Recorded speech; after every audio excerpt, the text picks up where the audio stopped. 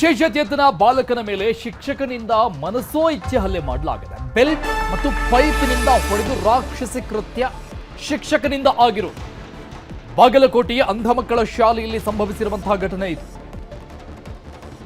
Belt ಮತ್ತು ಪೈಪ್ನಿಂದ ಹೊಡೆದು ರಾಕ್ಷಸಿ ಕೃತ್ಯ ಶಿಕ್ಷಕ ಈತ.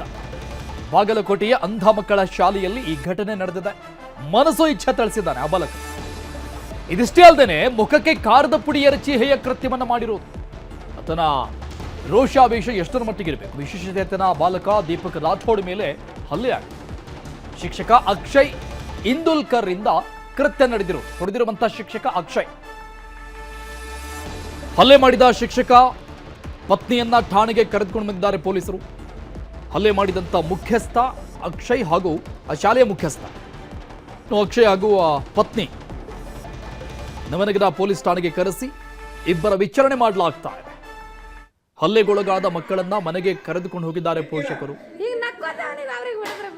ಎಲ್ಲ ವ್ಯವಸ್ಥೆಗಳಿರುತ್ತೆ. ವಿಶೇಷಚೇತನ ಮಕ್ಕಳಿಗಾಗಿನೇ ವಿಶೇಷವಾದಂತಹ ಶಾಲೆಗಳನ್ನ ತೆರೆಯಲಾಗಿರುತ್ತೆ. ಅಲ್ಲಿ ಅವರಿಗೆ ಎಲ್ಲ ವ್ಯವಸ್ಥೆಗಳನ್ನ ಕೊಟ್ಟು ಪಾಠ ಪ್ರವಚನವನ್ನ ಮಾಡಲಾಗುತ್ತೆ ಅಂತ ನಂಬಿಕೆಯಲ್ಲಿ ಮಕ್ಕಳನ್ನ ಪೋಷಕರು ಬಿಟ್ಟು ಹೋಗಿರ್ತಾರೆ. ಆದ್ರೆ ಅಲ್ಲಿ ನಡೀತಾ ಇರುವಂತಹ ಕೃತ್ಯ ಇದು.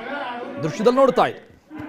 ಪೈಪ್ನಿಂದ ಹೊಡಿತಾ ಇರೋದು, ಬೆಲ್ಟ್ನಿಂದ ಹೊಡಿತಾ ಇರೋದು. ಇದಿಷ್ಟೇ ಅಲ್ಲದೆ ಮುಖಕ್ಕೆ ಕಾರದ ಪುಡಿಯನ್ನ ಎರಚಿ ಹೊಡೆದಿದ್ದ.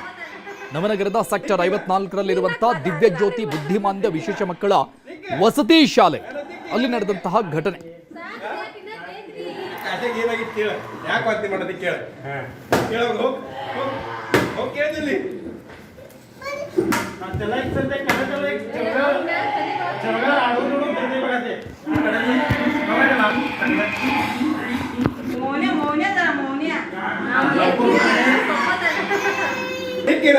ಈಗ ನಕ್ಕೋತಾವನಿ ಅವ್ರಿಗೆ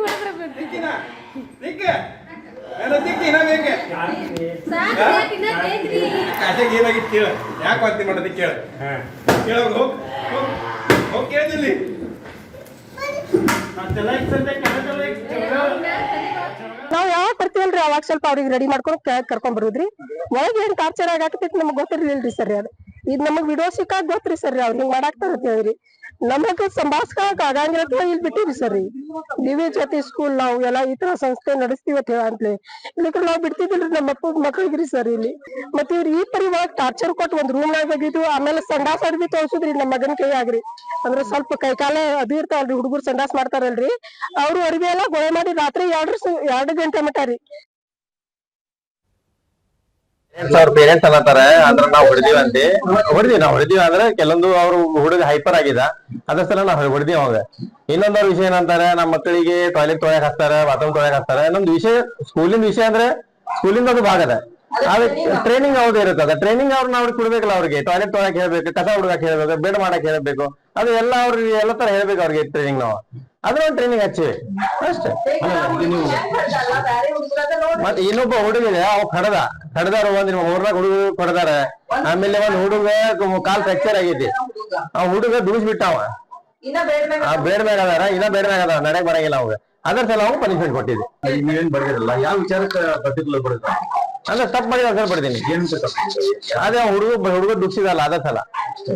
ಅಷ್ಟೇ ವಿಚಾರಕ್ಕೆ ಪಡೆದೇನೆ. ವಿಕಲಚೇತನ ಮಕ್ಕಳ ಮೇಲೆ ಶಾಲೆಯಲ್ಲಿ ಹಲ್ಲೆ ಪ್ರಕರಣಕ್ಕೆ ಸಂಬಂಧಪಟ್ಟಂಗೆ ಲೈಸೆನ್ಸ್ ಪಡೆಯದೆ ಮಕ್ಕಳ ಕೇಂದ್ರವನ್ನ ನಡೆಸ್ತಾ ಇದ್ರು ಆರೋಪಿಗಳು ಅನ್ನುವ ವಿಚಾರ ಗೊತ್ತಾಗ್ತಾ ಇದೆ.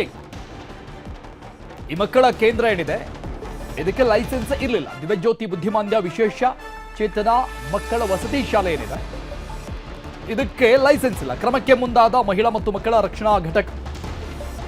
ವಸತಿ ಶಾಲೆ ಮಕ್ಕಳ ಸ್ಥಳಾಂತರಕ್ಕೆ ಜಿಲ್ಲಾಡಳಿತ ನಿರ್ಧಾರವನ್ನ ಈಗ ತೆಗೆದುಕೊಳ್ತಾ ಇದೆ. ಇಷ್ಟು ದಿನ ಏನು ಮಾಡಿದ್ರು? ಲೈಸೆನ್ಸ್ ಇರೋ ವಸತಿ ಶಾಲೆಗೆ ಮಕ್ಕಳ ಶಿಫ್ಟ್ಗೆ ಸಿದ್ಧತೆಗಳು ಆಗ್ತಾ ಇದೆ ಜಿಲ್ಲಾಡಳಿತದಿಂದ. ಕ್ರಮಕ್ಕೆ ಮುಂದಾಗಿರುವುದು ಮಹಿಳಾ ಮತ್ತು ಮಕ್ಕಳ ರಕ್ಷಣಾ ಘಟಕ. ಜಿಲ್ಲಾಡಳಿತದಿಂದ ಕ್ರಮಗಳನ್ನು ತೆಗೆದುಕೊಳ್ಳಲಾಗ್ತಾ ಇದೆ. ದುರಾದೃಷ್ಟ ಅಂದ್ರೆ ಈ ವಿಶೇಷಚೇತನ ಮಕ್ಕಳ ಕೇಂದ್ರಕ್ಕೆ ಲೈಸೆನ್ಸ್ ಇಲ್ಲ. ಲೈಸೆನ್ಸ್ ಇಲ್ಲದೆ ವಸತಿ ಶಾಲೆಯನ್ನ ನಡೆಸಿದ್ದು. ಈ ಆರೋಪಿಗಳ ವಿರುದ್ಧವೂ ಕೂಡ ಶಿಸ್ತು ಕ್ರಮಕ್ಕೂ ಸಿದ್ಧತೆಗಳನ್ನ ಜಿಲ್ಲಾಡಳಿತ ಮಾಡಿಕೊಳ್ತಾ ಇದೆ. ಒಂದು ಕಡೆ ಅನಧಿಕೃತವಾಗಿ ನಡೆಸ್ತಾ ಇರೋದು ಮಕ್ಕಳನ್ನ ಇಟ್ಟು, ಮತ್ತೊಂದು ಕಡೆ ಈ ರೀತಿಯಾಗಿ ಹೇಯ ಕೃತ್ಯಗಳನ್ನು. ಡೀಟೇಲ್ಸ್ ಕೊಡ್ತಾರೆ ನಮ್ಮ ಪ್ರತಿನಿಧಿ ಮಂಜುನಾಥ್ ಸಂಪರ್ಕದಲ್ಲಿದ್ದಾರೆ. ಮಂಜುನಾಥ್, ಈತ ಶಿಕ್ಷಕನಲ್ಲ, ನಾವು ಹೇಳ್ದಂಗೆ ರಾಕ್ಷಸನೇ ನಿಜವಾಗ್ಲೂ ಕೂಡ. ಆಮೇಲೆ ಈ ವಸತಿ ಶಾಲೆಗೆ ಲೈಸೆನ್ಸ್ ಇಲ್ಲ ಅನ್ನುವಂಥ ವಿಚಾರ ಈಗ ಗೊತ್ತಾಗ್ತಾ ಇದೆ. ಇಲ್ಲಿವರೆಗೂ ಕೂಡ ಯಾಕೆ ಸುಮ್ಮನಿದ್ರು? ಅರುಣ್, ಪ್ರಮುಖವಾಗಿ ಹೇಳ್ಬೇಕಂತಂದ್ರೆ ನವನಗರದ 54ನೇ ಸಾಲಿನ ಇರುವಂತಹ ಈ ದಿವ್ಯ ಜ್ಯೋತಿ ವಿಕಲಚೇತನ ಮಕ್ಕಳ ಶಾಲೆ ಏನಿದೆ, ಈ ಶಾಲೆಗೆ ಪ್ರಮುಖವಾಗಿ ಲೈಸೆನ್ಸ್ ಅನ್ನೇ ಪಡೆದಿಲ್ಲ ಅನ್ನುವಂತಹ ವಿಚಾರ ಈ ಸದ್ಯಕ್ಕೆ ಈ ಪ್ರಕರಣ ಬೆಳಕಿಗೆ ಬಂದ ತಕ್ಷಣ ಗೊತ್ತಾಗ್ತಾ ಇದೆ. ಏನೋ ಇವತ್ತು ಬೆಳಿಗ್ಗೆ ಅಷ್ಟೇ ಒಂದಿಷ್ಟು ವಿಡಿಯೋಗಳು ವೈರಲ್ ಆಗಿತ್ತು. ಆ ವಿಡಿಯೋಗಳಲ್ಲಿ ಏನೋ ವಿಕಲಚೇತನ ಮಕ್ಕಳ ಮೇಲೆ ಅಮಾನವೀಯ ಮನೋಭಾವನೆಯಿಂದಾಗಿ ಏನು ರಾಕ್ಷಸ ರೂಪ ತೋರಿದಂತಹ ಶಿಕ್ಷಕ ಏನು ಪೈಪ್ಗಳಿಂದ ಹಲ್ಲೆ ಮಾಡಿದ್ದ. ಆ ವಿಡಿಯೋಗಳು ವೈರಲ್ ಆಗ್ತಾ ಇದ್ದಂತೆ ಪೋಷಕರು ಆ ಒಂದು ಶಾಲೆಗೆ ಭೇಟಿ ನೀಡಿ ತಮ್ಮ ಮಕ್ಕಳನ್ನ ವಿಚಾರಿಸಿದಂತ ಸಂದರ್ಭದಲ್ಲಿ ಇಂಥ ಒಂದು ಕ್ರೂರವಾಗಿ ನಡ್ಕೊಂಡಿರುವಂತದ್ದು ಬೆಳಕಿಗೆ ಬಂದಿದೆ. ಇದು ಸದ್ಯಕ್ಕೆ ಪೊಲೀಸರಿಗೂ ಕೂಡ ಮಾಹಿತಿಯನ್ನು ನೀಡಿದ ಬಳಿಕ ಸ್ಥಳಕ್ಕೆ ಪೊಲೀಸರು ಭೇಟಿ ನೀಡಿ ಅಲ್ಲಿ ಪರಿಶೀಲನೆಯನ್ನು ನಡೆಸಿ ಆ ಇಬ್ಬರು ಅಂದ್ರೆ ಅಕ್ಷಯ್ ಎನ್ನುವಂತಹ ವ್ಯಕ್ತಿ ಏನು ಈ ಒಂದು ಸಂಸ್ಥೆಯನ್ನ ನಡೆಸ್ತಾ ಇದ್ದ ಆ ವ್ಯಕ್ತಿ ಮತ್ತು ಆತನ ಪತ್ನಿ ಇಬ್ರು ಕೂಡ ಹಲ್ಲೆ ಮಾಡಿರುವಂತದ್ದು ಮತ್ತು ಮಕ್ಕಳಿಗೆ ಖಾರದ ಪುಡಿಯನ್ನ ಹಚ್ಚಿರುವಂತದ್ದು ಕೂಡ ದೃಶ್ಯದಲ್ಲಿ ಗೊತ್ತಾಗಿದೆ. ಅದೇ ಹಿನ್ನೆಲೆಯಲ್ಲಿ ಈಗ ಇವರಿಬ್ಬರನ್ನು ಕೂಡ ನವನಗರ ಪೊಲೀಸ್ ಠಾಣೆಗೆ ಕರೆತಂದು ಅಲ್ಲಿ ವಿಚಾರಣೆಗೆ ಒಳಪಡಿಸಿದ್ದಾರೆ. ಇನ್ನು ಪೋಷಕರು ನೀಡುವಂತಹ ದೂರಿನ ಆಧಾರದ ಮೇಲೆ ಇವರ ಮೇಲೆ ಪ್ರಕರಣ ಕೂಡ ದಾಖಲಾಗುವಂತಹ ಸಾಧ್ಯತೆ ಇದೆ. ಈ ಒಂದು ವಿಚಾರ ಈಗ ಸದ್ಯಕ್ಕೆ ಮಹಿಳಾ ಮತ್ತು ಮಕ್ಕಳ ಕಲ್ಯಾಣ ಇಲಾಖೆ ಮತ್ತು ಮಕ್ಕಳ ರಕ್ಷಣಾ ಘಟಕದ ಗಮನಕ್ಕೆ ಬಂದ ಕೂಡಲೇ ಅವರು ಕೂಡ ನವನಗರ ಪೊಲೀಸ್ ಠಾಣೆಗೆ ಭೇಟಿಯನ್ನು ನೀಡಿ ಇಲ್ಲಿ ಇರ್ತಕ್ಕಂತಹ ಪರಿಸ್ಥಿತಿಯ ಬಗ್ಗೆ ಪರಿಶೀಲನೆ ನಡೆಸ್ತಾ ಇದ್ದಾರೆ.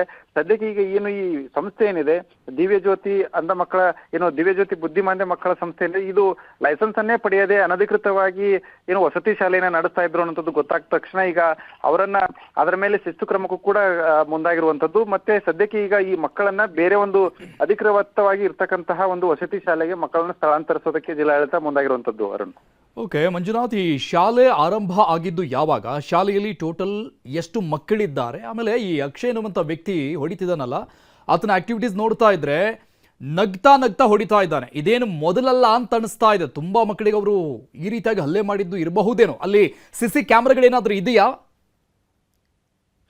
ಖಂಡಿತವಾಗ್ಲೂ ಅವ್ರನ್ನ, ಯಾಕಂತಂದ್ರೆ ಈ ವ್ಯಕ್ತಿ ಏನಿದ್ದಾನೆ ಈತ ಮಹಾರಾಷ್ಟ್ರ ಮೂಲದ ವ್ಯಕ್ತಿ. ಕಳೆದ 7 ವರ್ಷಗಳಿಂದ ಇವರಿಬ್ರು ಕೂಡ ಇಲ್ಲಿ ಈ ಒಂದು ಶಾಲೆಯನ್ನ ನಡೆಸ್ತಾ ಇದ್ರು ಅನ್ನೋಂಥದ್ದು ಗೊತ್ತಾಗಿದೆ. ಇದು ಬಾಗಲಕೋಟೆ ಮೂಲದ ವ್ಯಕ್ತಿಗೆ ಸೇರಿದಂತಹ ಟ್ರಸ್ಟ್ ನಲ್ಲಿ ಹೆಸರಿರುವಂತಹ ಒಂದು ಶಾಲೆ ಆದ್ರೂ ಕೂಡ ಇವರಿಬ್ರು ಕೂಡ ಅದನ್ನ ನಡೆಸ್ತಾ ಇದ್ರು ಅನ್ನೋಂಥದ್ದು ಗೊತ್ತಾಗಿದೆ. ಇನ್ನು ಈಗ ಈ ವಿಷಯ ಗೊತ್ತಾಗ್ತಾ ಇದ್ದಂತೆ ಪೋಷಕರು ಬಂದಂತ ಸಂದರ್ಭದಲ್ಲಿ ಹಲವಾರು ಆರೋಪಗಳನ್ನ ಮಾಡ್ತಾ ಇದ್ದಾರೆ. ಪೋಷಕರು ತಮ್ಮ ಮಕ್ಕಳನ್ನ ನೋಡೋಕೆ ಬಂದ ಸಂದರ್ಭದಲ್ಲಿ ಅವ್ರನ್ನ ಹೊರಗಡೆ ರೆಡಿ ಮಾಡಿ ಕರ್ಕೊಂಡ್ಬಂದು ತೋರಿಸ್ತಾ ಇದ್ರು ಹೊರತಾಗಿ ಒಳಗಡೆ ಮಕ್ಕಳಿಗೆ ವಿಪರೀತವಾದಂತಹ ಕಿರುಕುಳವನ್ನ ನೀಡ್ತಾ ಇದ್ರು. ಮತ್ತೆ ಅವರ ಕಡೆಯಿಂದ ಮಾಡಬಾರ್ದು. ಮಂಜುನಾಥ್, ಹಾಗೆ ಸಂಪರ್ಕದಲ್ಲಿ ಮಾತನಾಡಿಸ್ತೇನೆ. ಗಿರಿಜಾ ಪಾಟೀಲ್, ಜಿಲ್ಲಾ ಅಂಗವಿಕಲರ ಕಲ್ಯಾಣಾಧಿಕಾರಿ ಸಂಪರ್ಕದಲ್ಲಿದ್ದಾರೆ. ಮೇಡಮ್ ನಮಸ್ಕಾರ. ಸಂಪರ್ಕ ಕಟ್ ಆಗಿದೆ, ಮತ್ತೆ ಸಂಪರ್ಕಿಸುವ ಪ್ರಯತ್ನವನ್ನ ಪಡ್ತೀವಿ. ಶಿಕ್ಷಕನಿಂದ ರಾಕ್ಷಸಿ ಕೃತ್ಯ ಆಗಿರುವ ಡೀಟೇಲ್ಸ್ ನೋಡ್ತಾ ಇದ್ದೀವಿ, ದೃಶ್ಯಗಳನ್ನ ನೋಡ್ತಾ ಇದ್ದೀವಿ. ಆತ 3 ವರ್ಷದಿಂದ ನಡೆಸ್ತಾ ಇದ್ದಂಥ ಶಾಲೆ, ಮತ್ತೆ ಅಪ್ಡೇಟ್ಸ್ ಕೊಡ್ತಾರೆ ನಮ್ಮ ಪ್ರತಿನಿಧಿ ಮಂಜುನಾಥ್ ಸಂಪರ್ಕದಲ್ಲಿದ್ದಾರೆ. ಮಂಜುನಾಥ್, ಹೇಳ್ತಾ ಇದ್ರೆ ನೀವು ಕಳೆದ 3 ವರ್ಷಗಳಿಂದ ನಡೀತಾ ಇತ್ತು ಈ ಶಾಲೆ ಅಂತ. ಬಟ್ ಸಿಟಿಯಲ್ಲಿ ಒಂದು ಇಷ್ಟು ದೊಡ್ಡ ಮಟ್ಟದ ಶಾಲೆಯನ್ನ ನಡೆಸೋದಕ್ಕೆ, ವಸತಿ ಶಾಲೆಯನ್ನು ನಡೆಸೋದಕ್ಕೆ ಸಾಧ್ಯನಾ ಲೈಸೆನ್ಸ್ ಇಲ್ದೇನೆ? ಅರುಣ್, ಅದು 3 ವರ್ಷ ಅಲ್ಲ, 7 ವರ್ಷಗಳಿಂದ ನಡೀತಾ ಇರುವಂತಹ ಶಾಲೆ. ಅಂದ್ರೆ ಈ ವ್ಯಕ್ತಿ ಏನು ಅಕ್ಷಯ್ ಅನ್ನುವಂತಹ ವ್ಯಕ್ತಿ ಮತ್ತು ಆತನ ಪತ್ನಿ ಆನಂದ ಅನ್ನಂತವ್ರು ಇದ್ದಾರೆ. ಇವರಿಬ್ರು ಕೂಡ ಅದನ್ನ ನೋಡ್ಕೊಳ್ಳುವಂಥದ್ದು. ಇವರಿಬ್ರು ಮಹಾರಾಷ್ಟ್ರ ಮೂಲದವರು. 7 ವರ್ಷಗಳಿಂದ ಇಲ್ಲಿ ಅಂದ್ರೆ ನವನಗರದ 54 ಸೆಕ್ಟರ್ ನಲ್ಲಿ ಒಂದು ಮನೆಯೊಂದರಲ್ಲಿ ಈ ಒಂದು ಶಾಲೆ ನಡೆಯುವಂಥದ್ದು. ಸಹಜವಾಗಿ ಈ ಒಂದು ಶಾಲೆಯಲ್ಲಿ 35ಕ್ಕೂ ಹೆಚ್ಚು ಮಕ್ಕಳು ಇರೋದ್ರಿಂದಾಗಿ ಇದರ ಬಗ್ಗೆ ಸಾಕಷ್ಟು ಅಂದ್ರೆ ಅಧಿಕಾರಿಗಳು ಗಮನಿಸಿಲ್ಲ ಅಂತ ಕಾಣಿಸುತ್ತೆ. ಯಾಕಂತಂದ್ರೆ ಅಲ್ಲಿ ಅಂಧ ಮಕ್ಕಳ ಶಾಲೆ ಮತ್ತು ಬುದ್ಧಿಮಾಂದ್ಯ ಮಕ್ಕಳ ಶಾಲೆ ಇರೋದ್ರಿಂದಾಗಿ ಇದನ್ನ ಅಧಿಕೃತವಾಗಿ ಇರಬಹುದು ಅನ್ನುವಂತಹ ಒಂದು ಮನೋಭಾವನೆಯಿಂದ ಸುಮ್ಮನೆ ಬಿಟ್ಟಿದ್ದಾರೆ. ಇದು ಎಲ್ಲೋ ಒಂದ್ ಕಡೆ ಇದು ಕೂಡ ಅಧಿಕಾರಿಗಳ ನಿರ್ಲಕ್ಷ್ಯ ಅಂತ ಹೇಳ್ಬೋದು. ಯಾಕಂತಂದ್ರೆ ಅನಧಿಕೃತವಾಗಿ ಒಂದು ಸಂಸ್ಥೆ ನಡೀತಾ ಇದೆ ಮತ್ತು ಅದರ ಬಗ್ಗೆ ಪರವಾನಗಿ ಇಲ್ಲ, ಅನುಮತಿಯನ್ನು ಪಡೆದುಕೊಂಡಿಲ್ಲ ಅಂತಂದ್ರೆ ಅಂತಹ ಶಾಲೆಗಳ ಬಗ್ಗೆ ಗಮನ ವಹಿಸಬೇಕಾದಂತದ್ದು ಅಧಿಕಾರಿಗಳ ಕೆಲಸ. ಇಂಥ ಘಟನೆಗಳಾದಾಗ ಮಾತ್ರ ಏನು ತನಿಖೆಯನ್ನ ಮಾಡಿ ಈಗ ಲೈಸೆನ್ಸ್ ಇಲ್ಲ ಅನ್ನೋಂಥದ್ದು ಇದು ಎಲ್ಲೋ ಒಂದ್ ಕಡೆ ನಿರ್ಲಕ್ಷ್ಯದ ಪರಮಾವಧಿ ಅಂತಾನೆ ಹೇಳ್ಬೇಕಾಗತ್ತೆ. ಸದ್ಯ ಇದೀಗ ಇಲ್ಲಿರ್ತಕ್ಕಂತಹ 35ಕ್ಕೂ ಹೆಚ್ಚು ಮಕ್ಕಳನ್ನ ಅಧಿಕೃತವಾಗಿರುವಂತಹ ವಸತಿ ಶಾಲೆಗೆ ಸ್ಥಳಾಂತರಿಸುವ ಕೆಲಸ ಮುಂದಾಗ್ತಾ ಇದ್ರು ಕೂಡ ಇವರ ಮೇಲೆ ಇಷ್ಟು ದಿನಗಳ ಕಾಲ ಏನು ಅನಧಿಕೃತವಾಗಿ ಇಂಥ ಒಂದು ಚಟುವಟಿಕೆ ಅಂದ್ರೆ ಶಾಲೆನ ನಡೆಸುವಂತಹದ್ದು ಏನ್ ಮಾಡಿದ್ದಾರೆ, ಇದ್ರ ಬಗ್ಗೆ ಕ್ರಮ ಕೈಗೊಳ್ತೀವಿ ಅನ್ನೋಂತಹ ಮಾತುಗಳನ್ನ ಹೇಳ್ತಾ ಇದ್ದಾರೆ. ಆದ್ರೆ ಯಾವ ರೀತಿ ಕ್ರಮವನ್ನ ಕೈಗೊಳ್ತಾರೆ ಅನ್ನೋದನ್ನ ಕಾದ್ ನೋಡ್ಬೇಕಾಗಿದೆ. ಈಗ ರಸ್ತೆ ಪಕ್ಕದಲ್ಲಿ ಒಂದು ಚಿಕ್ಕ ಪುಟ್ಟ ಅಂಗಡಿ ಇಟ್ರೇನೆ ಅದು ಏನು ಎತ್ತ ಅಂತ ವಿಚಾರಣೆ ಮಾಡ್ತಾರೆ ಸಂಬಂಧಪಟ್ಟಂತ ಇಲಾಖೆಯವರು, ಅಧಿಕಾರಿಗಳು. ಈಗ ಇದಕ್ಕಂತ ಜಿಲ್ಲಾಡಳಿತದಲ್ಲಿ ವಿಶೇಷವಾದಂತ ಘಟಕ ಇರುತ್ತೆ, ವಿಶೇಷ ವಸತಿ ಶಾಲೆಗಳನ್ನ ನೋಡ್ಕೊಳ್ಳೋದಕ್ಕೆ ಅಂತ. ಅವ್ರ ಗಮನಕ್ಕೆ ಬಂದಿಲ್ಲ ಅಂತ ಇದ್ರೆ ಹೆಂಗೆ? ಈ ರೀತಿಯಾದಂಥ ಕೃತ್ಯಗಳು ಏನಾದರೂ ಹೆಚ್ಚು ಕಡಿಮೆ ಆಗಿದ್ರೆ ಯಾರು ಹೊಣೆ? ಈಗ ಅಧಿಕಾರಿಗಳ ಮೇಲೆ ಏನು ಕ್ರಮ ಇಲ್ವಾ, ನಿರ್ಲಕ್ಷ್ಯ ತೋರಿದಂಥ ಅಧಿಕಾರಿಗಳಿಗೆ? ಖಂಡಿತವಾಗ್ಲೂ ಅರುಣ್, ಯಾಕಂದ್ರೆ ಇಂತಹ ಒಂದು ಪ್ರಶ್ನೆ ಸಹಜವಾಗಿ ಉದ್ಭವ ಆಗುತ್ತೆ. ಯಾಕಂತಂದ್ರೆ ಒಂದು ಟ್ರಸ್ಟ್ ನ ಹೆಸರ ಮೇಲೆ ಇಂಥ ಒಂದು ಶಾಲೆಯನ್ನು ನಡೆಸ್ತಾ ಇದ್ದಾರಂತಂದ್ರೆ ಆ ಟ್ರಸ್ಟ್ ಗೆ ಪ್ರತಿ ವರ್ಷವೂ ಕೂಡ ರಿನ್ಯೂವಲ್ ಅಂತ ಇರುತ್ತೆ, ಆಡಿಟ್ ಅಂತ ಇರುತ್ತೆ. ಆ ಒಂದು ಸಂದರ್ಭದಲ್ಲಿ ಆ ಇಲಾಖೆಗೆ ಸಂಬಂಧಪಟ್ಟಂತಹ ಅಧಿಕಾರಿಗಳು ಅವೆಲ್ಲವನ್ನು ಕೂಡ ಗಮನಿಸಬೇಕಾಗಿರುತ್ತೆ. ಇದು ಎಲ್ಲೋ ಒಂದ್ ಕಡೆ ನಿರ್ಲಕ್ಷ್ಯ ಮತ್ತು ಬೇಜವಾಬ್ದಾರಿತನದ ಪರಮಾವಧಿಯಿಂದಾಗಿ ಇನ್ನು ಅನಧಿಕೃತವಾಗಿ ಅಂತ ಒಂದು ವಸತಿ ಶಾಲೆ ನಡೀತಾ ಇದ್ರು ಕೂಡ ಅದನ್ನ ಗಮನಿಸದೆ ಬಿಟ್ರ ಅಥವಾ ಏನಾದ್ರು ಅಧಿಕಾರಿಗಳು ಇದರಲ್ಲಿ ಏನಾದ್ರು ಶಾಮೀಲ್ ಇದ್ರ ಅನ್ನುವಂಥದ್ದು ಕೂಡ ಇಲ್ಲಿ, ಅಂದ್ರೆ ಲೈಸೆನ್ಸ್ ಅನ್ನ ನೀಡದೆ ಪರವಾನಗಿ ಪಡೆಯದಿದ್ರು ಕೂಡ ಒಂದಿಷ್ಟು ಅಧಿಕಾರಿಗಳ ಹೊಂದಾಣಿಕೆಯಿಂದ ಏನಾದರೂ ಈ ರೀತಿಯಾಗಿ ನಡೆಸ್ತಾ ಇದ್ರು ಅನ್ನೋಂಥದ್ದು ಕೂಡ ಇಲ್ಲಿ ಹಲವಾರು ಪ್ರಶ್ನೆಗಳು ಎದ್ದಿರುವಂತದ್ದು. ಇದೇ ಹಿನ್ನೆಲೆಯಲ್ಲಿ ಈಗ ಸದ್ಯಕ್ಕೆ ಜಿಲ್ಲಾಡಳಿತ ಏನು ಇದಕ್ಕೆ ಸಂಬಂಧಪಟ್ಟಂತ ಇಲಾಖೆಯ ಅಧಿಕಾರಿಗಳು ಮತ್ತು ಇವರಿಗೆ ಟ್ರಸ್ಟ್ ಏನು ಟ್ರಸ್ಟ್ ಕಾರ್ಯನಿರ್ವಹಿಸುತ್ತೆ ಆ ಟ್ರಸ್ಟ್ ನ ಸಂಬಂಧಪಟ್ಟಂತೆ ಸಹಕಾರ ಇಲಾಖೆಯಲ್ಲಿ ಕೂಡ ಇದನ್ನ ತನಿಖೆ ಮಾಡುವಂತಹ ಸಾಧ್ಯತೆಗಳಿರುವಂತದ್ದು. ಅರುಣ್, ಈಗ ಯಾರ್ಯಾರು ಅಧಿಕಾರಿಗಳು ಭೇಟಿ ಕೊಟ್ಟಿದ್ದಾರೆ ಈ ವಿಚಾರ ಗೊತ್ತಾದ ಮೇಲೆ, ಈ ವಿಡಿಯೋಸ್ ಎಲ್ಲ ವೈರಲ್ ಆದ್ಮೇಲೆ, ಅಂದ್ರೆ ಪೊಲೀಸರನ್ನ ಹೊರತುಪಡಿಸಿದಂಗೆ ಬೇರೆ ಯಾರೆಲ್ಲ ಅಧಿಕಾರಿಗಳು ಬಂದ್ರು? ಅರುಣ್, ಬೆಳಗ್ಗೆ ಏನು ಈ ಒಂದು ವಿಡಿಯೋಗಳು ವೈರಲ್ ಆಯಿತು, ಅದಾದ ಬಳಿಕ ನಾವೆಲ್ಲರೂ ಕೂಡ ಅಂದ್ರೆ ಮಾಧ್ಯಮದವರೆಲ್ಲರೂ ಕೂಡ ಅಲ್ಲಿ ಭೇಟಿ ನೀಡಿದಂತ ಸಂದರ್ಭದಲ್ಲಿ ಪೊಲೀಸರಿಗೆ ಮಾಹಿತಿ ಗೊತ್ತಾಗಿರುವಂತದ್ದು. ಅದಾದ ಬಳಿಕ ಮಹಿಳಾ ಮತ್ತು ಮಕ್ಕಳ ಕಲ್ಯಾಣ ಇಲಾಖೆಯ ಡಿಡಿ ಆಗಿರ್ಬೋದು ಮತ್ತು ಮಕ್ಕಳ ರಕ್ಷಣಾ ಘಟಕದ ಅಧಿಕಾರಿಗಳಾಗಿರ್ಬೋದು, ಇವರು ಈಗ ಸದ್ಯಕ್ಕೆ ನವನಗರ ಪೊಲೀಸ್ ಠಾಣೆಗೆ ಭೇಟಿ ನೀಡಿ ಅಲ್ಲಿರ್ತಕ್ಕಂತಹ ಮಾಹಿತಿಯನ್ನು ಪಡೆದುಕೊಳ್ತಾ ಇದ್ದಾರೆ. ಅದರ ಜೊತೆಗೇನೆ ಆ ಶಾಲೆಗೆ ಭೇಟಿ ನೀಡಿ ಅಲ್ಲಿರ್ತಕ್ಕಂಥ ಮಕ್ಕಳ ಪರಿಸ್ಥಿತಿಯನ್ನು ಕೂಡ ಪರಿಶೀಲನೆ ನಡೆಸಿರುವುದಂತದ್ದು. ಅದೇ ಸಂದರ್ಭದಲ್ಲಿನೇ ಏನು ಈ ಒಂದು ಸಂಸ್ಥೆಯ ಬಗ್ಗೆ ಇನ್ನಷ್ಟು ವಿಚಾರಗಳನ್ನು ತಿಳ್ಕೊಳ್ಳುವಂತಹ ಸಂದರ್ಭದಲ್ಲಿ ಇದು ಅನುಮತಿ ಇಲ್ಲದೆ ನಡೆಸ್ತಾ ಇರುವಂತಹ ಸಂಸ್ಥೆ ಅಂತೇಳಿ ಗೊತ್ತಾಗಿರುವಂತದ್ದು. ಇದರ ಬಗ್ಗೆನೇ ಇದಕ್ಕೆ ಕ್ರಮ ತಗೊಳ್ಳೋದಕ್ಕೆ ಮುಂದಾಗಿರುವಂತದ್ದು. ಅವರನ್ನು ಈಗ ಒಟ್ಟು ಎಷ್ಟು ಮಕ್ಕಳಿದ್ದಾರೆ ಮಂಜುನಾಥ್ ಇದರಲ್ಲಿ, ಬುದ್ಧಿಮಾಂದ್ಯ ಮಕ್ಕಳು, ಆಮೇಲೆ ಪೋಷಕರು ಏನ್ ಹೇಳ್ತಾ ಇದ್ದಾರೆ ಈ ವಿಚಾರ ಗೊತ್ತಾದ್ಮೇಲೆ?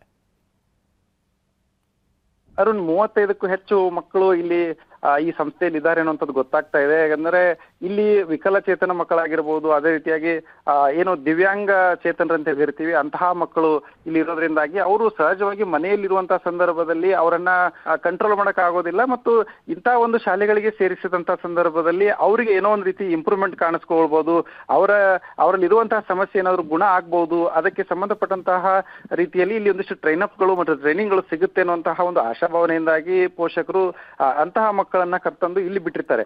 ಇಲ್ಲಿ ಆ ಮಕ್ಕಳಿಗೆ ಏನು ಒಂದ್ ರೀತಿಯಾಗಿ ಮಾತು ಬರೆದಿರುವಂತಹ ಮಕ್ಕಳಿಗೆ ಆಗಿರ್ಬೋದು, ತಿಳುವಳಿಕೆ ಇಲ್ಲದಂತಹ ಮಕ್ಕಳಿಗೆ ಅವ್ರದೇ ಆದಂತಹ ಒಂದು ಭಾಷೆಯಲ್ಲಿ ನುರಿತಂತಹ ಶಿಕ್ಷಕರಿಂದ ಒಂದಿಷ್ಟು ತರಬೇತಿನ ನೀಡುವಂತ ಕೆಲಸ ಆಗುತ್ತೆ. ಆದ್ರೆ ಈ ಒಂದು ದೃಶ್ಯಾವಳಿಗಳನ್ನ ನೋಡುವಂತ ಸಂದರ್ಭದಲ್ಲಿ ಕೇವಲ ಒಂದು ಸಂಸ್ಥೆಯ ಹೆಸರಿನಲ್ಲಿ ಇಂತಹ ಒಂದು ವಸತಿ ಶಾಲೆಯನ್ನ ತೆರೆದು ಕೇವಲ ಇದನ್ನ ಒಂದು ಬಿಸ್ನೆಸ್ ರೀತಿಯಲ್ಲಿ ಮಾಡಿಕೊಂಡು ಆ ಮಕ್ಕಳನ್ನ ಯಾವುದೇ ರೀತಿಯಾಗಿ ಅವ್ರನ್ನ ಪೋಷಣೆ ಮಾಡದೆ ಕೇವಲ ಇಂಥ ಒಂದು ರಾಕ್ಷಸಿ ಕೃತ್ಯವನ್ನ ಎಸಗಿರುವಂಥದ್ದು ಮತ್ತು ಮಕ್ಕಳು ಮಾತು ಕೇಳೋದಿಲ್ಲ ಅನ್ನುವಂಥ ಸಂದರ್ಭದಲ್ಲಿ ಇಂಥ ಒಂದು ಕೃತ್ಯವನ್ನ ಎಸಗಿರುವಂಥದ್ದು ಇಲ್ಲಿ ಕಂಡು ಬರ್ತಾ ಇದೆ. ಇದಕ್ಕೆ ಪೋಷಕರು ಕೂಡ ಸಾಕಷ್ಟು ಆಕ್ರೋಶವನ್ನು ವ್ಯಕ್ತಪಡಿಸಿದ್ದಾರೆ. ಯಾಕಂದ್ರೆ ಮಕ್ಕಳು ಆ ಒಂದು ಸಂಸ್ಥೆಯಲ್ಲಿರುವಂತಹ ಸಂದರ್ಭದಲ್ಲಿ ನೋಡೋಕೆ ಬಂದಂತ ಸಂದರ್ಭದಲ್ಲಿ ಅವ್ರನ್ನ ಕೆಳಗಡೆ ಕರ್ಕೊಂಡ್ಬಂದು ಪೋಷಕರಿಗೆ ಭೇಟಿ ಮಾಡಿಸುವಂತದ್ದಾಗ್ತಾ ಇರುತ್ತೆ. ಆ ಒಂದು ಸಂದರ್ಭದಲ್ಲಿ ಮಕ್ಕಳಿಗೆ ಒಳ್ಳೆ ಬಟ್ಟೆಗಳನ್ನ ಹಾಕೊಂಡು ಬಂದು ಆ ಪೋಷಕರ ಮುಂದೆ ಭೇಟಿ ಮಾಡಿಸಿದ್ದು ಬಿಟ್ರೆ ಅವ್ರನ್ನ ಮತ್ತೆ ಪೋಷಕರು ಹೋದಂತ ಸಂದರ್ಭದಲ್ಲಿ ಅವರಿಗೆ ಸರಿಯಾದಂತಹ ಬಟ್ಟೆ ಹಾಕೋದಾಗಿರ್ಬೋದು, ಸರಿಯಾದಂತಹ ಊಟ ಕೊಡುವಂತದ್ದಾಗಿರ್ಬೋದು ಮತ್ತು ಬೇಡವಾದಂತಹ ಕೆಲಸಗಳನ್ನ ಮಾಡಿಸುವಂಥದ್ದು, ಅಂದ್ರೆ ಈಗ ಟಾಯ್ಲೆಟ್ ಕ್ಲೀನಿಂಗ್ ಮಾಡಿಸುವಂತದ್ದಾಗಿರ್ಬೋದು, ಅವ್ರನ್ನ ಕಸ ಗುಡಿಸೋದಕ್ಕೆ ಹಚ್ಚುವಂಥದ್ದು, ಇಂತಹ ಕೆಲಸಗಳನ್ನು ಕೂಡ ಅವರಿಗೆ ಮಾಡಿಸಿರುವಂತಹ ಮಾಹಿತಿ ಲಭ್ಯ ಆಗಿರುವಂಥದ್ದು. ಇದರ ಬಗ್ಗೆನೇ ನಾವು ಆ ಶಾಲಾ ಶಿಕ್ಷಕ ಏನು ಮುಖ್ಯಸ್ಥ ಆಗಿರುವಂತಹ ಅಕ್ಷಯನನ್ನ ಪ್ರಶ್ನೆ ಮಾಡಿದಂತ ಸಂದರ್ಭದಲ್ಲಿ ಆತ ಒಂದು ರೀತಿಯಾಗಿ ಉಡಾಫೆ ಉತ್ತರವನ್ನ ನೀಡಿರುವಂತದ್ದು. ಇಲ್ಲ, ಮಕ್ಕಳನ್ನ ಇಲ್ಲಿ ತಂದು ಬಿಟ್ಟಂತ ಸಂದರ್ಭದಲ್ಲಿ ಅವರಿಗೆ ಎಲ್ಲ ರೀತಿಯಾದಂತಹ ಟ್ರೈನಿಂಗ್ ಗಳನ್ನ ಕೊಡಬೇಕಾಗುತ್ತೆ. ಅವರಿಗೆ ಶೌಚಾಲಯವನ್ನ ಕ್ಲೀನ್ ಮಾಡಿಸೋದಾಗಿರ್ಬೋದು, ಕಸ ಗುಡಿಸುವಂತದ್ದು. ಓಕೆ ಮಂಜುನಾಥ್, ಸಂಪರ್ಕದಲ್ಲಿ ಡೀಟೇಲ್ಸ್ ಪಡಿತೀನಿ. ಗಿರಿಜಾ ಪಾಟೀಲ್, ಜಿಲ್ಲಾ ಅಂಗವಿಕಲರ ಕಲ್ಯಾಣಾಧಿಕಾರಿ ಅವರುಗಳು ಸಂಪರ್ಕದಲ್ಲಿದ್ದಾರೆ. ಮೇಡಮ್ ನಮಸ್ಕಾರ. ಗಿರಿಜಾ ಮೇಡಮ್ ಕೇಳಿಸ್ತಿದ್ಯಾ? ನನ್ನ ಧ್ವನಿ ಕೇಳಿಸ್ತಿದೆ ನಿಮಗೆ?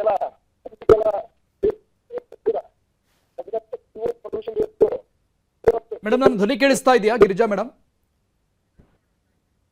ಸಂಪರ್ಕ ಸಾಧ್ಯವಾಗ್ತಾ ಇಲ್ಲ, ಸಂಪರ್ಕಿಸುವ ಪ್ರಯತ್ನವನ್ನ ಮಾಡೋಣ.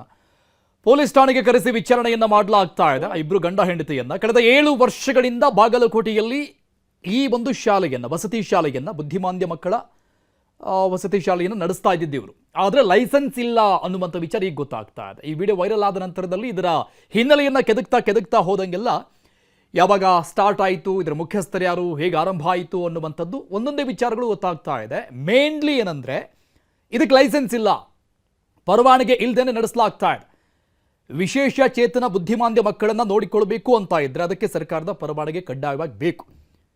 ಮಕ್ಕಳನ್ನ ಮನೆಯಲ್ಲಿ ನೋಡ್ಕೊಳ್ಳೋಕೆ ಆಗೋದಿಲ್ಲ, ಅದಕ್ಕೆ ಬೇಕಾದಂತಹ ವ್ಯವಸ್ಥೆಗಳನ್ನ ಮಾಡಿಕೊಳ್ಳುವಂತಹ ಶಕ್ತಿ ಕೆಲವೊಂದಿಷ್ಟು ಪೋಷಕರ ಬಳಿಯಲ್ಲಿ ಇರೋದಿಲ್ಲ. ಆ ಕಾರಣಕ್ಕಾಗಿ ಇಂತಹ ಶಾಲೆಗಳಿಗೆ ಬುದ್ಧಿಮಾಂದ್ಯ ಮಕ್ಕಳನ್ನ ತೆಗೆದುಕೊಂಡು ಬಂದು ಬಿಡ್ತಾರೆ, ಅವ್ರನ್ನ ಕಂಟ್ರೋಲ್ ಮಾಡೋಕೆ ಆಗೋದಿಲ್ಲ ಅಂತ. ಇವ್ರನ್ನ ಕಂಟ್ರೋಲ್ ಮಾಡಬೇಕು ಅಂತ ಇದ್ರೆ ಅಲ್ಲಿರುವಂತಹ ಶಿಕ್ಷಕರಿಗೆ ವಿಶೇಷವಾದಂತಹ ಟ್ರೈನಿಂಗ್ ಕೂಡ ಆಗಿರುತ್ತೆ.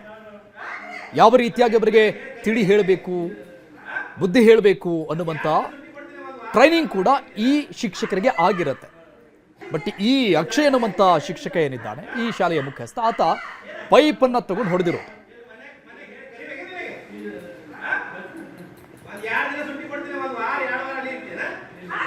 ಶಶಿಧರ್ ಕೋಸುಂಬಿ ಅವರು ಸಂಪರ್ಕದಲ್ಲಿದ್ದಾರೆ, ರಾಜ್ಯ ಮಕ್ಕಳ ಹಕ್ಕುಗಳ ರಕ್ಷಣಾ ಅಧ್ಯಕ್ಷರು. ಸರ್ ನಮಸ್ಕಾರ. ನಮಸ್ತೆ ಸರ್. ನಮಸ್ತೆ ಸರ್, ಈ ಒಂದು ವಿಡಿಯೋಸ್ ತಾವು ನೋಡಿದ್ರಾ? ಏನಾದ್ರೂ ಗಮನಕ್ಕೆ ಬಂದಿದೆಯಾ ಬೆಳಗಿನಿಂದ? ಬಂದಿದೆ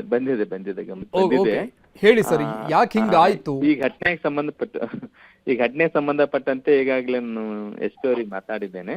ಓಕೆ. ಎಸ್ ಪಿ ಅವರಿಗೆ ಮಾತನಾಡಿ ಆ ಒಂದು ಸಂಸ್ಥೆ ನಡೆಸ್ತಕ್ಕಂಥವ್ರು ಮತ್ತೆ ಹಲ್ಲೆ ಮಾಡ್ತಕ್ಕಂಥ ಸಂದರ್ಭದಲ್ಲಿ ಇದ್ದಂಥವರಿಗೆ ಅವ್ರ ಮೇಲೆ FIR ಆಗ್ಬೇಕು, ಮತ್ತೆ ಅವರ ಬಂಧಿಸ್ತಕ್ಕಂಥ ಪ್ರಕ್ರಿಯೆಗೆ ಒಳಪಡಿಸಬೇಕು ತುರ್ತಾಗಿ ಅಂತಕ್ಕಂಥ ನಿರ್ದೇಶನ ಕೊಟ್ಟಿದ್ದೇನೆ. ಅವರು ಸಹಿತ ತುಂಬಾ ಉತ್ಸಾಹಿಗಳಾಗಿದ್ದಾರೆ, ಮತ್ತೆ ಇಂಥ ಕೆಲಸದ ಬಗ್ಗೆ ಕಾಳಜಿ ಉಳ್ಳಂತವರಾಗಿದ್ದಾರೆ. ಅವ್ರು ತ್ವರಿತಗತಿಯಲ್ಲಿ ಮಾಡ್ತಾರೆ ಅನ್ನೋ ವಿಶ್ವಾಸ ಇದೆ, ಮಾಡ್ತಾ ಇದ್ದಾರೆ. ಅದೇ ರೀತಿಯಾಗಿ ಅಲ್ಲಿನ DCPO ಮತ್ತೆ ನಮ್ಮ ವಿಕಲಚೇತನ ಮತ್ತು ಹಿರಿಯ ನಾಗರಿಕ ಕಲ್ಯಾಣಾಧಿಕಾರಿಗಳಿಗೂ ನಾನು ಈಗಾಗಲೇ ಕೂಡಲೇ ಆ ಸ್ಥಳಕ್ಕೆ ಭೇಟಿ ಕೊಟ್ಟು ಯಾವ ಕಾರಣಕ್ಕಾಗಿ ಈ ಘಟನೆ ನಡೆದಿದೆ, ಯಾಕೆ ಯಾವ ಉದ್ದೇಶ ಇಟ್ಕೊಂಡು ಈ ತರ ಮಾಡಿದ್ದಾರೆ, ಮಕ್ಕಳಿಗೆ ಮುಗ್ಧ ಮತ್ತೆ ಒಂದು ಮಾನಸಿಕವಾಗಿ ಅಸ್ವಸ್ಥದಂತ ಮಕ್ಕಳಿಗೆ ಈ ತರ ಹಲ್ಲೆ ಮಾಡಿದ್ದು ಇದು ಆಯೋಗ ಬಹಳಷ್ಟು ತೀವ್ರವಾಗಂತ ಖಂಡಿಸ್ತದೆ ಮತ್ತೆ ಕಳವಳ ವ್ಯಕ್ತಪಡಿಸ್ತಾ ಇದೆ. ಯಾಕಂದ್ರೆ ಮಕ್ಕಳಿಗೆ ಈ ತರ ಯಾರು ಸಹಿತ ರಕ್ಷಕರಾದರೆ ಭಕ್ಷಕರ ಆಗ್ಲಿಕ್ಕೆ ಸಾಧ್ಯ ಇಲ್ಲ, ಕಾನೂನಿನಲ್ಲಿ ಅವಕಾಶಗಳಿಲ್ಲ. ಇದು ಮಾಡಿದ್ದು ಒಂದು ಅಕ್ಷಮ ಅಪರಾಧ ಇದೆ. ಹೀಗಾಗಿ ಆ ಒಂದು ನೋಂದಣಿ ಪಡ್ಕೊಂಡಿರೋ ಬಗ್ಗೆ ಮತ್ತೆ ಘಟನೆ ಬಗ್ಗೆ ವಿಸ್ತೃತವಾದ ವರದಿ ಕೊಡಿ, ವರದಿಯನ್ನು ಆಧರಿಸಿ ಮುಂದೆ ಅದನ್ನು ರದ್ದುಪಡಿಸಲಿಕ್ಕೆ ಸರ್ಕಾರಕ್ಕೆ ನಾನು ಸೂಕ್ತ ಕ್ರಮ ಕೈಗೊಳ್ಳಿಕ್ಕೆ ಇಲಾಖೆಗೆ ಮತ್ತು ಸರ್ಕಾರಕ್ಕೆ ಪತ್ರ ವ್ಯವಹಾರ ಮಾಡ್ಲಿಕ್ಕೆ ನಾನು ಆಯೋಗದ ವತಿಯಿಂದ ಚಿಂತನೆ ಮಾಡ್ತಾ ಇದ್ದೀನಿ. ಓಕೆ ಸರ್, ಈಗ ಹೊಡೆದಿರೋ ವ್ಯಕ್ತಿಗೆ ಶಿಕ್ಷೆ ಆಗ್ಬೇಕು, ಖಂಡಿತವಾಗಿ ಆಗ್ಲಿ ಕೂಡ. ಆದ್ರೆ ನಮ್ಗೆ ಆಶ್ಚರ್ಯ ಅನಿಸ್ತಾ ಇರೋದು, ಕಳೆದ 7 ವರ್ಷಗಳಿಂದ ನಡೀತಾ ಇದೆ ಸರ್ ಈ ಸ್ಕೂಲು, ಬಟ್ ಲೈಸೆನ್ಸ್ ಇಲ್ಲ. ಲೈಸೆನ್ಸ್ ಇದೆ, ಲೈಸೆನ್ಸ್ ಅವಾಗ ಏನ್ ತಗೊಂಡಿದಾರ ಗೊತ್ತಿಲ್ಲ, ನಂಗೆ ಲೈಸೆನ್ಸ್ ಸಿಕ್ಕಿದೆ ಇವಾಗ. ಆ ಲೈಸೆನ್ಸ್ ಹಿರಿಯ ನಾಗರಿಕ ಮತ್ತು ನಮ್ದು ವಿಕಲಚೇತನ ಮತ್ತು ಹಿರಿಯ ನಾಗರಿಕ ಕಲ್ಯಾಣ ಇಲಾಖೆ ವತಿಯಿಂದ ಕಟ್ಟಿದ್ದಾರೆ. ಬಟ್ ಅಲ್ಲಿ ಮಾನದಂಡ ಅನುಸರಿಸಿದ ಅದ್ರ ಬಗ್ಗೆ ನಂಗೆ ಮೇಲ್ನೋಟಕ್ಕೆ ಅನುಮಾನ ಬಂದಿದೆ. ಅಂದ್ರೆ ಸ್ಪೆಷಲ್ ಶಿಕ್ಷಕರು ಅಂತವರೆಲ್ಲ ಇರ್ಬೇಕಲ್ಲ ಜನರಿಗೆ, ಆ ಮಕ್ಕಳಿಗೆ ಹೇಳ್ಕೊಳ್ಳಿಕ್ಕೆ ಆ ಒಂದು ವ್ಯವಸ್ಥೆಯಲ್ಲಿ ಅನ್ನೋ ಒಂದರ ಬಗ್ಗೆ ನಂಗೆ ಒಂದು ಅನುಮಾನ ಇದೆ. ಹೀಗಾಗಿ ಅಧಿಕಾರಿಗಳಿಗೆ DCP ಮತ್ತು ಅಧಿಕಾರಿಗಳು ಕಳ್ಕೊಂಡಿದ್ದೀನಿ. ಇವತ್ತು ಸಂಜೆ ಒಳಗೆ ವರದಿ ಕೊಡ್ಬೇಕಂತ ಹೇಳಿದ್ದೀನಿ. ವರದಿಯನ್ನು ಆಧರಿಸಿ ಅದಕ್ಕೆ ಸೂಕ್ತ ಕ್ರಮಕ್ಕೆ ಆಯೋಗ ಮುಂದಾಗುತ್ತೆ ಸರ್. ಇದರಲ್ಲಿ ಎಷ್ಟು ಜನ ಭಾಗಿಯಾಗಿರೋ ಬಗ್ಗೆ ಏನಾದರೂ ಮಾಹಿತಿ ಸಿಗಿದೆ ಸರ್ ತಮಗೆ? ಅಂದ್ರೆ ಒಂದು ವಿಡಿಯೋದಲ್ಲಿ ನೋಡ್ತಾ ಇದ್ದೀವಿ ನಾವು, ಒಬ್ಬ ಬಾಲಕನನ್ನ ಹಿಡ್ಕೊಳ್ತಾನೆ, ಈತ ಹಿಂದಿನಿಂದ ನಕ್ಕೊಂಡು ಹೊಡಿತಾನೆ. ಸೊ ಹಾಗಾಗಿ ಎಷ್ಟು ಜನ ಇದ್ರು ಏನಾದರೂ ಮಾಹಿತಿ ಸಿಕ್ಕಿದೆಯಾ ತಮ್ಗೆ? ಅಲ್ಲಿ ಸಿಬ್ಬಂದಿಗಳು ಎಷ್ಟು ಏನು ಅಂತ? ಆ ತರ ಜನರು ಮಕ್ಕಳನ್ನ ಕೆಲವೊಂದ್ ಕಡೆ ನೋಡಿದ್ರೆ ಬಹಳ ಒಂಥರ ನೋವಾಗುತ್ತೆ. ಯಾಕಂದ್ರೆ ಮಕ್ಕಳಿಗೆ ಇವರು ಯಾವ ರೀತಿ ಟ್ರೀಟ್ ಮಾಡ್ತಾರೆ, ಕೆಲವೊಂದು ಘಟನೆಗಳು ಅಲ್ಲೆಲ್ಲ ನೋಡ್ತಾ ಇದೀವಿ. ಚಿತ್ರದುರ್ಗದಲ್ಲಾಯ್ತು, ಇಲ್ಲಾಯ್ತು, ನಿನ್ನೊಬ್ಬ ಬೆಂಗಳೂರಿನಲ್ಲಾಯ್ತು. ಮಕ್ಕಳಿಗೆ ಇವ್ರು ಮುಗ್ದ್ರು, ಇವ್ರಿಗೆ ಹಿಂಗೆಲ್ಲ ಜನರು ಇವ್ರಿಗೇನು ಬುದ್ಧಿನೇ ಇಲ್ಲ ಅಂತ ಅನ್ಕೋಬೇಕಾಗುತ್ತೆ. ಯಾಕಂದ್ರೆ ಮಕ್ಕಳು ಅಂದ್ರೆ ದೇವ್ರು ಅಂತ ನಾವು ತಿಳಿತೀವಿ, ಎಲ್ರು ಒಪ್ಕೊಳ್ತೀವಿ. ಆ ದೇವ್ರಿಗೆ ಒಂಥರ ಅಪಮಾನ ಮಾಡಿದಂಗೆ, ದೇವ್ರಿಗೆ ಒಂಥರ ನಾವು ಮಾಡಿದಂಗೆ ಆಗುತ್ತೆ. ಯಾವುದೇ ಕಾರಣಕ್ಕೂ ಈ ತರ ಮಾಡ್ಲಿಕ್ಕೆ ಯಾರಿಗೂ ಸಹಿತ ಅಧಿಕಾರ ಇಲ್ಲ. ಆಯೋಗ ಬಹಳಷ್ಟು ಇದನ್ನು ಬೇಸರ ವ್ಯಕ್ತಪಡಿಸ್ತಾ ಇದೆ. ಯಾವುದೇ ಕಾರಣಕ್ಕೂ ಈ ತರ ಕೃತ್ಯಗಳಿಗೆ, ದುಷ್ಕೃತ್ಯಗಳಿಗೆ ಆಯೋಗ ಸಹಿಸಲ್ಲ. ಹೀಗಾಗಿ ಎಲ್ಲಾ ರೀತಿಯ ಸೂಕ್ತವಾದಂತ ಕ್ರಮಗಳಿಗೆ, ಕಾನೂನಿನ ಕ್ರಮಗಳಿಗೆ ಸಂಬಂಧಪಟ್ಟಂತವರಿಗೆ ಶಿಫಾರಸ್ ಮಾಡುವ ಮೂಲಕ ಆಗೋ ರೀತಿಯಲ್ಲಿ ಆಯೋಗ ಗಮನಿಸಿದೆ. ಥ್ಯಾಂಕ್ ಯು ಸರ್, ನ್ಯೂಸ್ 18 ಜೊತೆ ಮಾತನಾಡಿ.